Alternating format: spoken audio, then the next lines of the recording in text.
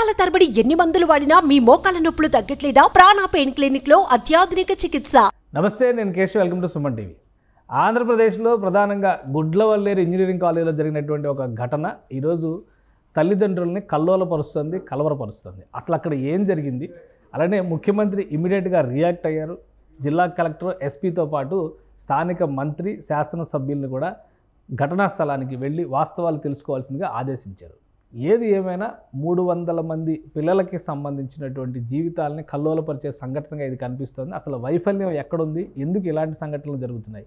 ఈ అంశంపైన విశ్లేషణ చూద్దాం. మనతో పాటు POW నేత పద్మగారు జాయిన్ అయ్యారు. పద్మగారు నమస్కారం. ఈరోజు జరిగినటువంటి ఘటన, ముఖ్యంగా కాలేజీల్లో ఆడపిల్లల భద్రత అనేటువంటి అంశం విస్తృతమైనటువంటి చర్చకు దారితీస్తుంది. అసలు గుడ్లవల్లేరు ఘటన పైన మీ అభిప్రాయం ఏంటి? గుడ్లవల్లేరు ఘటన, అందులో ఒక ఇంజనీరింగ్ కాలేజీలో ఇలాంటి ఘటన జరగడం నిజంగా హేయమైంది, నీచమైంది. ఒక లేడీస్ వాష్రూముల్లోనూ హిడెన్ కెమెరా పెట్టారని, హాస్టల్స్ లో కూడా కెమెరా చేశారని, వందలాది వీడియోలు వెళ్తున్నాయని, హాస్టల్లోనే ఒకళ్ళు ఎవరో సహకరిస్తున్నారు. అది మరి మేనేజ్మెంట్ తరఫా వేరే వాళ్ళ అనేది ఇంకా విషయం బయటకి రాలేదు. ఎవరో సహకరిస్తున్నారు. అది బాయ్స్ హాస్టల్ అటువైపుకి మొత్తం కొన్ని వందల వీడియోలు వెళ్ళాయని అయితే టాక్ అయితే ఉంది. దాని మీద రాత్రి అర్ధరాత్రి మహిళలు, ఆడపిల్లలందరూ కూడా ఉధృతంగా వాళ్ళ నిరసన తెలియజేశారు. ఫోన్ లైట్లు పట్టుకుని ఇప్పుడు కూడా ఆందోళన కొనసాగుతుంది. వాళ్లతో పేరెంట్స్ కూడా జతయ్యారు. ఇప్పుడు ఆందోళన కొనసాగుతూనే ఉంది. ఎస్పీ స్పందించారు. యాజమాన్యం మీద మేము యాక్షన్ తీసుకుంటామని ఇప్పుడు చెప్తున్నారు. మేము అలాంటిది ఏమీ లేదని కూడా ఒక వినపడుతుంది.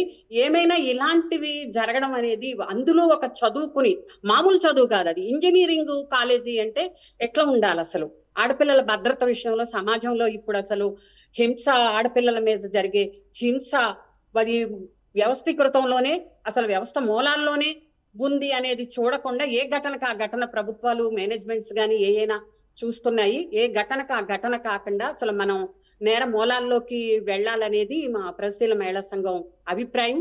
ఇలాంటివి జరగకుండా చూడాల్సిన బాధ్యత ప్రభుత్వాల మీద ఉంది. మహిళల భద్రత, వాళ్ళ విషయము ఏదైనా సరే వాళ్ళకి భరోసానిచ్చేదిగా ఉండాలి. ప్రభుత్వాలు కానీ ఏదైనా సరే చర్యలు తీసుకోవాలి. మేనేజ్మెంట్లు ఎట్లా ఉంటున్నాయి, నిఘా అనేది ఉండాలి. ఇది ఒక్క కాలేజీ అనే కాదు, సమాజంలో ఉన్న ఇప్పుడు ఈ విషయాలు, ఇప్పుడు మన ఆంధ్రప్రదేశ్ లో ఇప్పుడు ఈ మధ్యన ఎన్నో జరుగుతున్నాయి, ఎన్నో ఘటనలు జరుగుతున్నాయి. చిన్నపిల్లల మీద లైంగిక వేధింపులు, మహిళల మీద, సమాజంలో మొత్తం దేశం మొత్తం మీద మనకి జరుగుతున్నాయి. ఒకటి తర్వాత ఒకటి కొన్ని ఘటనలు బయటికి రావటం లేదు. చైతన్యంతో ఆ కాలేజీ పిల్లలు అర్ధరాత్రి నుంచి కూడా ఆందోళనలో పాల్గొంచుకున్నారు. కాలేజీలో, ముఖ్యంగా ఆడపిల్లలు ఉండేటువంటి కాలేజీల్లో ఎలాంటి ప్రమాణాలు ఉండాలి, ఎలాంటి భద్రతా చర్యలు ఉండాలి? ఇలాంటి దాష్టికాలకి, దారుణాలకి పాల్పడదు. ఎందుకంటే ఇక్కడ ఇద్దరు దోషులుగా కనిపిస్తున్నారు. నిందితులు ఇప్పుడు ఎవరైతే ఆరోపణలు ఎదుర్కొంటున్నారో, ఒక ఫైనల్ ఇయర్ స్టూడెంట్ అబ్బాయి ఉన్నాడు, ఒక అమ్మాయి కూడా ఉంది. సో అసలు ఎలాంటి కేర్ తీసుకోవాలి, అటువంటి జాగ్రత్తలు తీసుకునే స్థితిలో ఇప్పుడు మన విద్యా సంస్థలు ఉన్నాయా? విద్యా సంస్థలు ఒక వైఫల్యం చెందాయని చెప్పాలి. ఇలాంటి విషయాల్లో ఇది ఒకటే ఘటన కాదు. హాస్టల్స్ లో కొన్ని అసలు బయటకు కూడా రావటం లేదు. మేనేజ్మెంట్స్ పిల్లలు కంప్లైంట్ చేసిన తర్వాత వాటిని మాప్ చేయడము, లేకపోతే వాళ్ళని ఏదో ఒకటి సర్ది చెప్పి అపాలజీ చెప్పో ఎంతవరకు ఇచ్చేస్తున్నారు. ఎక్కువగా ఇప్పుడు డ్రగ్స్, ఇప్పుడు అందులో కూడా డ్రగ్స్ ఉంది అనే ఒక కోణం ఉందనేది ఒక మాట వినపడుతుంది. అది మనం ఏం ఆశ్చర్యపోవక్కర్లేదు. ఇప్పుడు ఇంజనీరింగ్ కాలేజీల్లో, ఒక హై స్కూల్లో చిన్న పిల్లల దగ్గర నుంచి 13, 14 విజయవాడలో కానీ ఎక్కడ చూసినా చాలా ఊళ్ళల్లో ఒక డ్రగ్స్ అనేది ఎట్లా ఇదవుతుందో అనేది మనందరికీ తెలిసిన విషయమే. అది కూడా ఇందులో ఉందని చెప్పి అవుతుంది. మేనేజ్మెంట్ దీన్ని చిన్న విషయంగా చూడకూడదు, ప్రభుత్వం కూడా అసలు చిన్న విషయంగా చూడకూడదు. ఇది చాలా పెద్ద విషయం. మహిళలకి, ఆడపిల్లలకి భద్రత విషయం, ఇది రక్షణ విషయం. వాళ్ళొక భరోసాని ఇవ్వాలి. మేనేజ్మెంట్లైనా ప్రభుత్వాలైనా మీ వెనకాల మేము ఉన్నాం, మీరు చక్కగా చదువుకోండి, ఉద్యోగాలు చేసుకోండి అనే భరోసా ఎవరివ్వాలి? ప్రధాన బాధ్యత ప్రభుత్వాలది. మిగతా ఇవన్నీ తర్వాత విషయం. కానీ ఇలాంటి నిఘా ఉండాలా లేడీస్ హాస్టల్స్ లో కానీ. ఇట్లాంటి చర్యలు నిజంగా హేయమైనవి. గవర్నమెంట్ రియాక్షన్ పైన విద్యాశాఖ మంత్రి ఆల్రెడీ నారా లోకేష్ దీనిపైన విచారణకు ఆదేశించారు. సీఎం కూడా వెంటనే రియాక్ట్ అయ్యారు. కలెక్టరు, ఎస్పీ, అలానే స్థానిక మంత్రి, ప్రజాప్రతినిధులు అందరినీ కూడా ఘటనా స్థలానికి వెళ్ళమన్నారు. భరోసా నింపే ప్రయత్నం చేయమన్నారు. సో అంటే ఒక ఇన్వెస్టిగేషన్ ప్రాసెస్లో గవర్నమెంట్ రియాక్ట్ అయిన విధానం పైన మీ అభిప్రాయం ఏంటి? ఇప్పటికొచ్చిన న్యూస్ అయితే తొందరగానే ఇప్పుడు స్పందించారు. ఎస్పీ స్థాయిలో కూడా ఆయనని మేము న్యాయం చేయడానికి ప్రయత్నిస్తాం, దోషుల్ని పట్టుకుంటామని చెప్తున్నారు. అక్కడ ఎమ్మెల్యేలు కానీ ఎవరైనా సరే ఇమీడియట్ లోనికే ఇప్పుడు చంద్రబాబు నాయుడు గారు చెప్తున్నారు.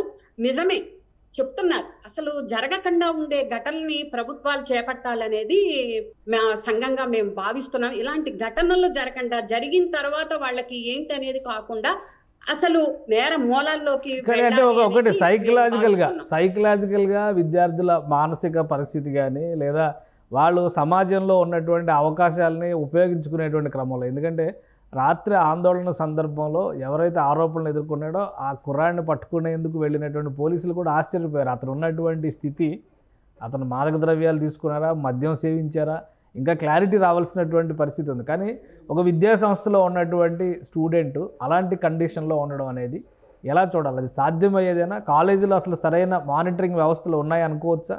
ఏ కాలేజీల్లో కూడా మానిటరింగ్ వ్యవస్థ అనేది సక్రమంగా అయితే లేదు. మీరు అన్నట్టు ఆశ్చర్యపోనక్కర్లేదు. ఆ అబ్బాయి దగ్గర డ్రగ్స్ ఉన్నా వేరే ఉన్నా మద్యం అనేది అసలు సాధారణ విషయం ఇది ఈ రోజుల్లో. కొన్ని సూచనలు చేశారు.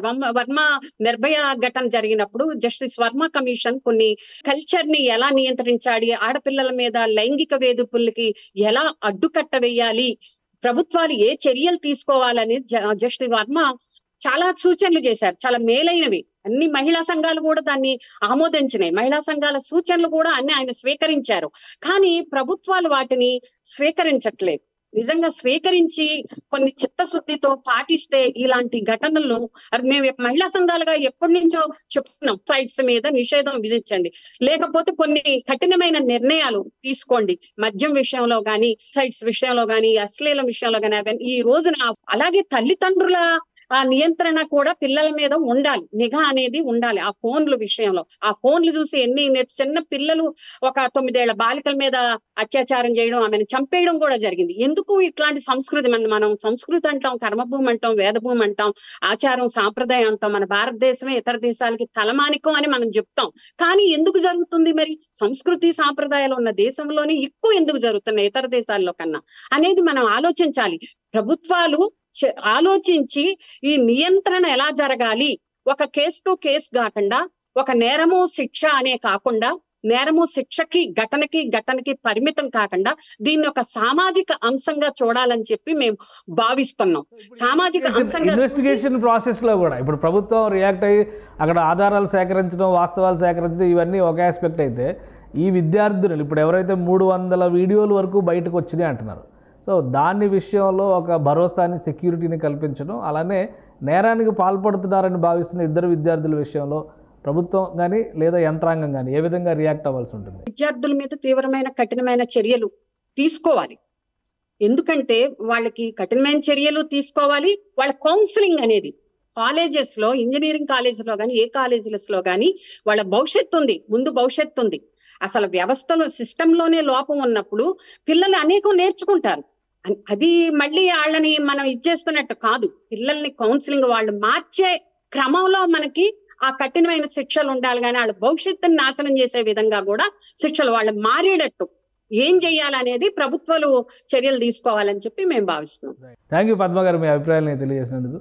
ఇది గుడ్లవల్లేరు కాలేజీలో జరిగినటువంటి ఇన్సిడెంట్ ఖచ్చితంగా అక్కడ ఉన్నటువంటి విద్యార్థినుల పైన ప్రభావం చూపించేటువంటి సంఘటనగా కనిపిస్తుంది. ప్లస్ యంత్రాంగం, ముఖ్యంగా కళాశాల యంత్రాంగం సరైన రీతిలో మానిటరింగ్ వ్యవస్థలు ఏర్పాటు చేసుకోకపోవడం కూడా ఇది ఒక అవకాశంగా మారి ఉండవచ్చు అనేటువంటి అనుమానాలు వ్యక్తం చేస్తున్నారు. ప్రభుత్వం సమగ్ర అధ్యయనం జరపడం ద్వారా దోషుల్లో పరివర్తన వచ్చే విధంగా చర్యలు తీసుకోవాలి, మిగతా విద్యార్థులకు భరోసా కల్పించాలని పద్మ గారు విజ్ఞప్తి చేస్తున్నారు. ఇది స్పెషల్ డిస్కషన్. Keep watching.